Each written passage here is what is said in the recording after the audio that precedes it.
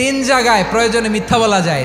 এক নাম্বার, আপনার ওয়াইফকে খুশি করার জন্য, সে একটু এরকম না বলে একটু কৌশল করে বললে খুশি হবে, ওটা বলা যায়। দুই নাম্বার, জীবন মরণের ব্যাপার, যান বাঁচানোর জন্য একটু কৌশল করে ঘুরিয়ে বললেন, এটা জায়েজ। তিন নাম্বার, দুইজন ঝগড়া লাগছে তাদেরকে মিলিয়ে দেওয়ার জন্য কৌশল করে একটু মিথ্যা বলা, ঘুরিয়ে বলা যায়। দুইজনের মধ্যে দেখলেন যে সম্পর্ক খারাপ, একজনরে বললেন, ভাই সে তো ওই দিন আপনার ব্যাপারে অনেক প্রশংসা। কি আমার ব্যাপারে প্রশংসা? কি বললো? এই বললো আপনি নাকি এই করছেন ওই করছেন, অনেক প্রশংসা। লোকটার মন খুশি হয়ে যাবে তার ব্যাপারে, ঠিক কিনা? আবার তার সাথে যার ঝগড়া, ওরে যে বলুন, ভাই ওই দিন তো সে আপনার অনেক অ্যাপ্রিসিয়েশন করলো, অনেক, সে তো অবাক, কি রে বলে কি? এই যে দুইজনের ব্যাপারে দুইজনের একটু ভালো ভালো কথা বলে দিচ্ছেন, একদিন দেখবেন রাস্তা দিয়ে হাঁটার সময় একে অপরকে সালাম দিয়ে ফেলছে, সালাম দিয়ে বুকে জড়ায় ধরছে, আছে না নাই?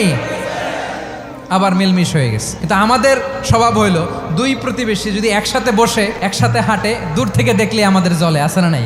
ঘটনা কি? এই দুইটার মধ্যে এত মিল কে? এই দুইটার মধ্যে গিরিঙ্গি লাগানো যায় কিভাবে? আল্লাহর কাছে তওবা করেন, এই মানসিকতার যেন আমরা না হয়, আমরা মিলিয়ে